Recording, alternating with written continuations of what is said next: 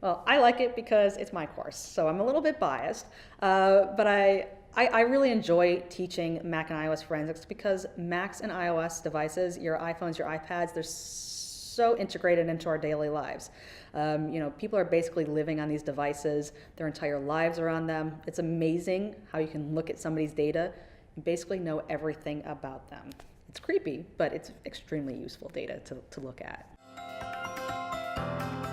Certainly people should take the course to either solve problems. Maybe they're doing investigations, maybe they're doing child exploitation, maybe they're looking at it from an intelligence perspective. There are so many pieces in the course that a lot of different investigations will use that type of information.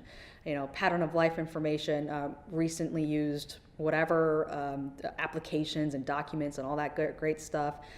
We get really in depth into the file system, like more in depth than maybe some students want, but I have no regrets about that, to know how the forensic utilities actually use that type of data.